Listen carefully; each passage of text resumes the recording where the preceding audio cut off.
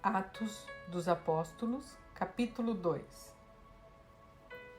A vinda do Espírito Santo. No dia de Pentecostes, todos estavam reunidos num só lugar. De repente, veio do céu um som, como o de um poderoso vendaval, e encheu a casa onde estavam sentados. E então surgiu algo semelhante a chamas ou línguas de fogo que pousaram sobre cada um deles. Todos ficaram cheios do Espírito Santo e começaram a falar em outras línguas, conforme o Espírito os habilitava. Naquela época, judeus devotos de todas as nações viviam em Jerusalém. Quando ouviram o som das vozes, vieram correndo e ficaram espantados, pois cada um deles ouvia em seu próprio idioma. Muitos admirados exclamavam: "Como isto é possível?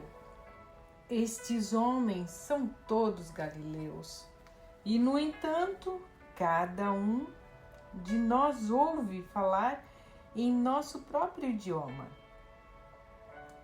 Estão aqui partos, medos, elamitas, habitantes da Mesopotâmia, da Judéia, da Capadócia, do Ponto, da província da Ásia, da Frígia, da Panfília, do Egito e de regiões da Líbia, próximas a Cirene, visitantes de Roma, tanto judeus como convertidos ao judaísmo, cretenses e árabes.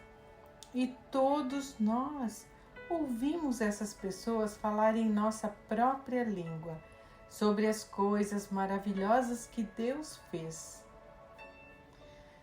Admirados e perplexos, perguntavam uns aos outros: "Que significa isto?" Outros, porém, zombavam e diziam: "Eles estão bêbados." Pedro se dirige à multidão. Então Pedro deu um passo à frente com os 11 apóstolos e dirigiu-se em alta voz à multidão.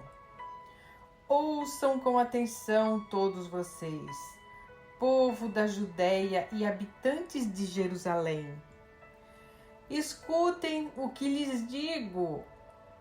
Estas pessoas não estão bêbadas, como algum de vocês pensam, pois são apenas 9 horas da manhã. Pelo contrário, o que vocês estão vendo foi predito há tempos pelo profeta Joel. Nos últimos dias, disse Deus, derramarei o meu espírito sobre todo tipo de pessoa. Seus filhos e suas filhas profetizarão. Os jovens terão visões e os velhos terão sonhos. Naqueles dias derramarei o meu espírito até mesmo sobre servos e servas, e eles profetizarão. Farei maravilhas em cima no céu e sinais embaixo na terra, sangue e fogo e nuvens de fumaça. O sol se escurecerá e a lua tornará vermelha como sangue, antes que chegue o grande e o glorioso dia do Senhor. Mas todo aquele que invocar o nome do Senhor será salvo. Povo de Israel, escute! Deus aprovou publicamente Jesus, o Nazareno, ao realizar milagres e maravilhas e sinais por meio dele, como vocês bem sabem. Ele foi entregue conforme o plano pré-estabelecido por Deus e seu conhecimento prévio daquilo que aconteceria. Com a ajuda de gentios que desconheciam a lei, vocês o pregaram na cruz e o mataram. Mas Deus o ressuscitou, libertando-o dos horrores da morte, pois ela não pôde mantê-lo sob o seu domínio. A respeito dele, disse o rei Davi: vejo que o Senhor está sempre comigo. Não serei abalado, pois ele está à minha direita. Não é de admirar que o meu coração esteja alegre e que minha língua o louve. Meu corpo repousa em esperança, pois tu não deixarás minha alma entre os mortos, nem permitirás que o teu santo apodreça no túmulo. Tu me mostraste o caminho da vida e me encherás com a alegria de tua presença.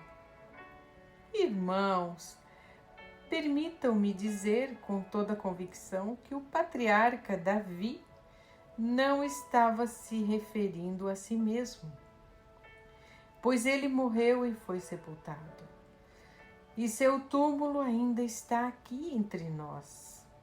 Mas ele era profeta e sabia que Deus havia prometido, sob juramento, que um de seus descendentes se sentaria em seu trono.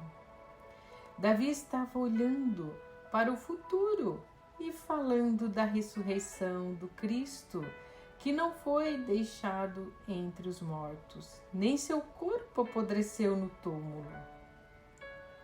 Foi esse Jesus que Deus ressuscitou, e todos nós somos testemunhas disso. Ele foi exaltado ao lugar de honra, à direita de Deus. E conforme havia prometido, o Pai lhe deu o Espírito Santo, que ele derramou sobre nós, como vocês estão vendo e ouvindo hoje. Pois Davi não subiu no céu e, no entanto, disse: o Senhor disse ao meu Senhor: sente-se naquele lugar de honra à minha direita, até que eu humilhe seus inimigos e os ponha debaixo de seus pés. Portanto, saibam com certeza todos em Israel que a esse Jesus que vocês crucificaram, Deus fez Senhor e Cristo. As palavras partiram o coração dos que ouviam, e eles perguntavam a Pedro e aos apóstolos: irmãos, o que devemos fazer? Pedro, porém, respondeu: vocês devem se arrepender para o perdão de seus pecados, e cada um deve ser batizado em nome de Jesus Cristo. Então receberão a dádiva do Espírito Santo. Essa promessa é para vocês, para seus filhos e para os que estão longe, isto é, para todos os que foram chamados pelo Senhor, nosso Deus. Pedro continuou a pregar, advertindo com insistência a seus ouvintes: salve-se desta geração corrompida. Os que acreditaram nas palavras de Pedro foram batizados, e naquele dia houve um acréscimo de cerca de 3.000 pessoas. A comunidade dos novos convertidos. Todos se dedicavam de coração ao ensino dos apóstolos, à comunhão, ao partir do pão e à oração. Havia em todos eles um profundo temor, e os apóstolos realizavam muitos sinais e maravilhas. Os que criam se reuniam num só lugar e compartilhavam tudo que possuíam. Vendiam propriedades e bens e repartiam o dinheiro com os necessitados. Adoravam juntos no templo, diariamente. Reuniam-se nos lares para comer e partirem o pão com grande alegria e generosidade, sempre louvando a Deus e desfrutando a simpatia de todo o povo. E a cada dia, o Senhor lhes acrescentava aqueles que iam sendo salvos.